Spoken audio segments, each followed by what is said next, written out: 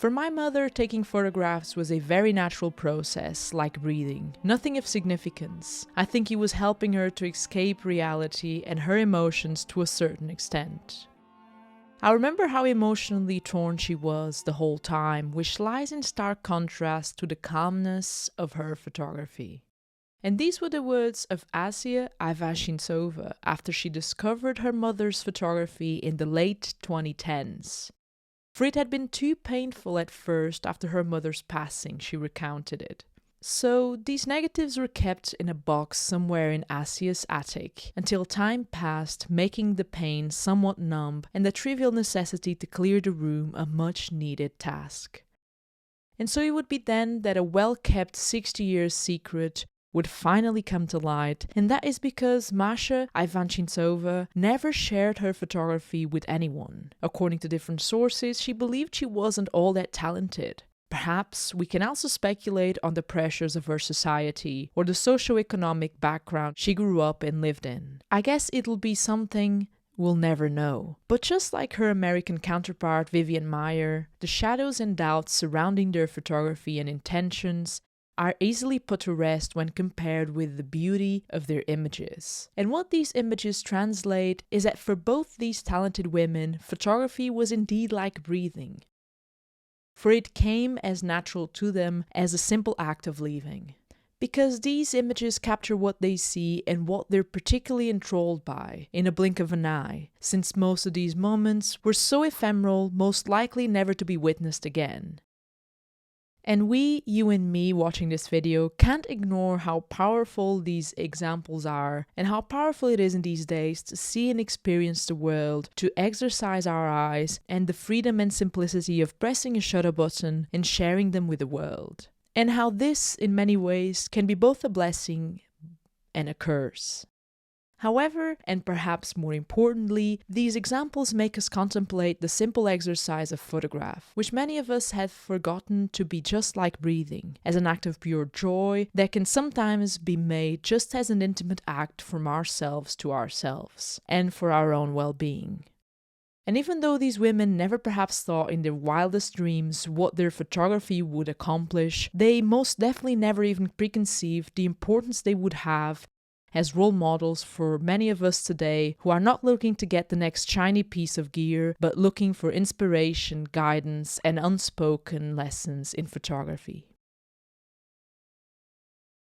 According to what I read from different interviews and articles, Masha Ivashintsova was born in Yekaterinburg, part of the USSR, in 1942 to an aristocratic family who had their possessions seized following the Bolshevik Revolution, which perhaps might have motivated the family to move to a different city where Masha eventually grew up and lived in for most of her life.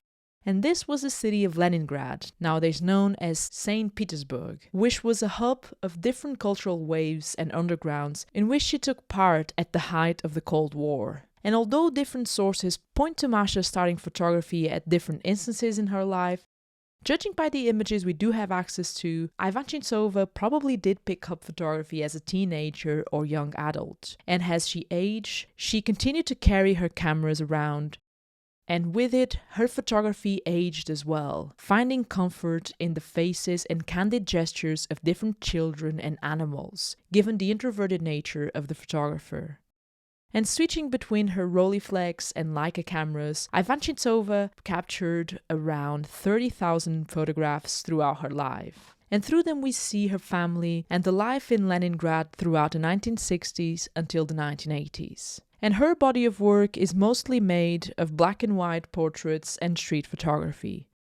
Photos that her daughter believes allow people to be honest with themselves. They show that they don't need to be understood, they can be lyrical, vague, unsuccessful, and not a photographer and still create something beautiful.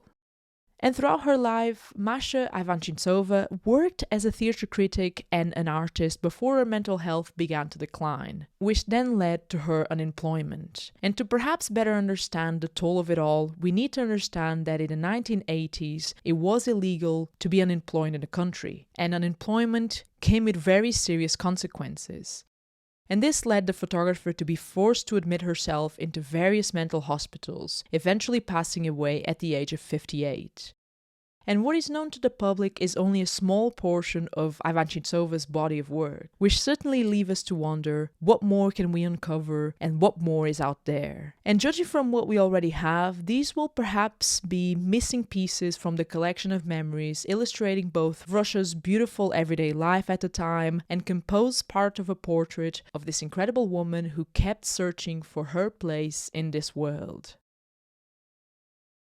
Andrei Tarkovsky once said, "Poetry is an awareness of the world, a particular way of relating to reality."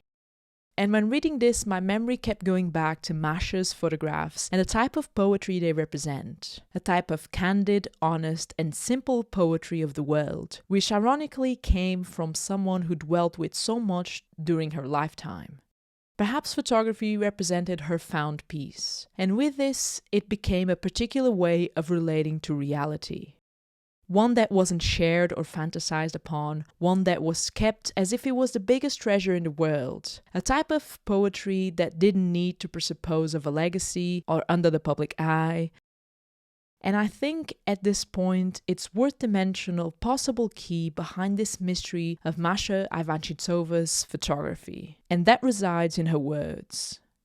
"I loved without memory. Is that not an epigraph to the book which does not exist?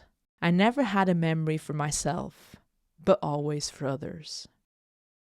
And so this has been all for today. Thank you so much for watching and supporting the channel, and in every video, really appreciate that.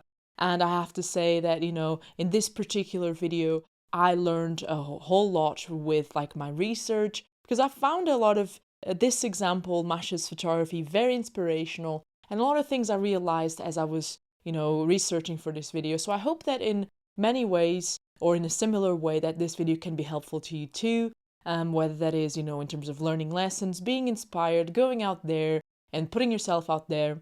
And so yeah, I hope that, you enjoyed this video, and if you did, please leave, some feedback down below. I really appreciate that.